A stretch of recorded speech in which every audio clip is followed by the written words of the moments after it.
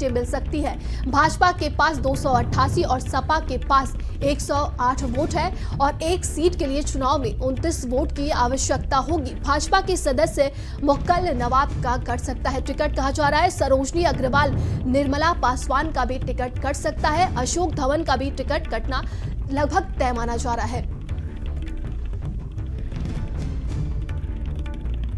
और ज्यादा जानकारी के साथ संवाददाता संजय हमारे साथ बने हुए हैं। संजय, देखिए लगातार जिस तरीके से चुनाव आ रहा है, नजदीक आ रहा है, तैयारियां जोरों शोरों से की जा रही, क्या कुछ अपडेट है?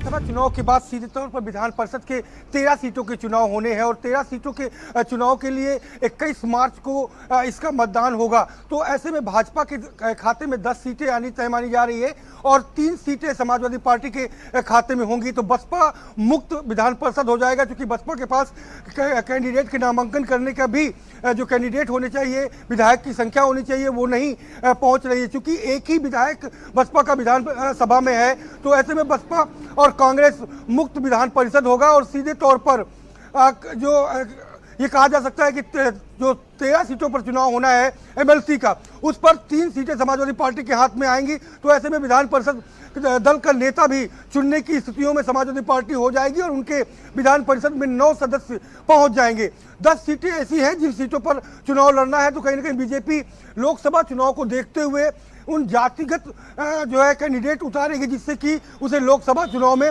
जो फायदा है वो मिल सके। इसी वजह से 35 नामों की जो मंथन के लिए रखा गया है, उन 35 नामों में 10 नाम तय किए जाएंगे, चुने जाएंगे और उन्हीं को कैंडिडेट के तौर पर उतारा जाएगा। जी नंदिनी। जी बिल्कुल संजय, बने रहिएगा आप हमारे साथ। और अब खबर लखनऊ से, जहां पर राज्यसभा चुनाव से पहले जयंत की अहम बैठक होने जा रही है। जयंत चौधरी ने